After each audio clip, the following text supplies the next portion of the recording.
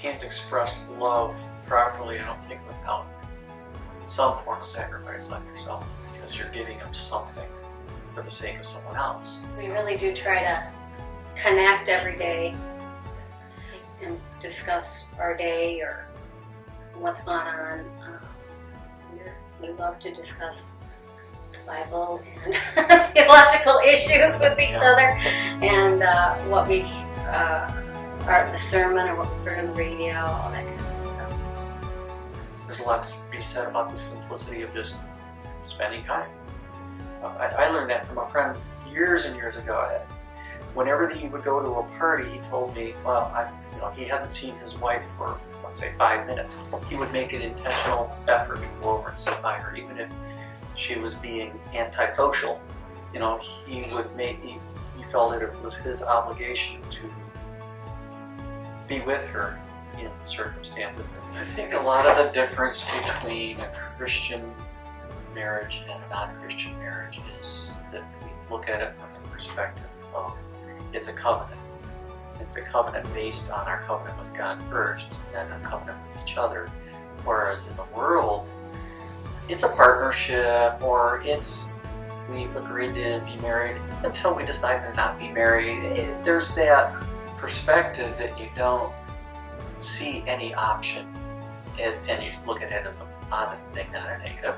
That there is no option of divorce. There's no option of separation, leaving each other.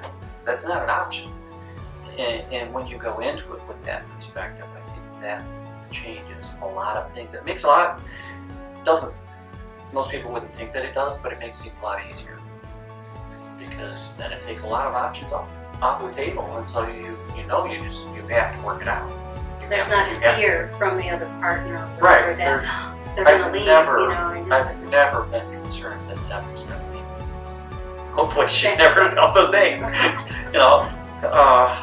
It's just there was never an option. There's a security in our country, in our society, that's missing, and it's missing because people don't have the security that a family is going to stay together. They don't have the security that a mom and dad are going to do what it takes to make everything work.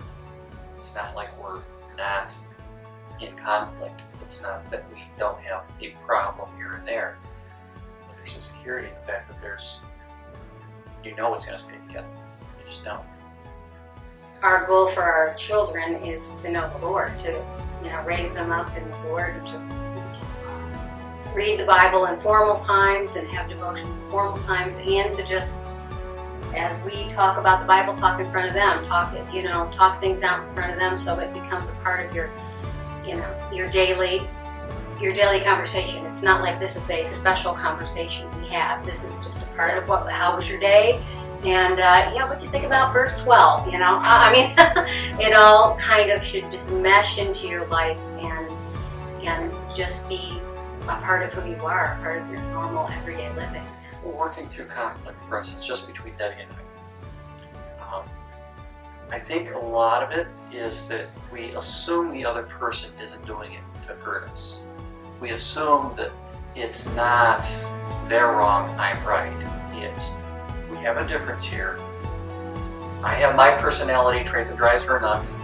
She has hers that drives me nuts.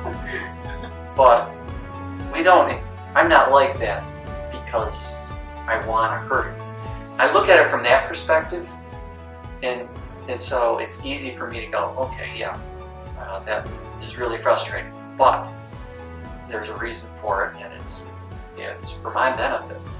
I guess I would hope that our lives would show that we really feel like we are blessed to be a blessing to others. Like that's why God's blessed us, to bless others. That we've failed in many areas, but we've tried to walk in a godly manner with our kids, with our marriage, with those around us, and we don't always do it perfectly, but we really are striving for that.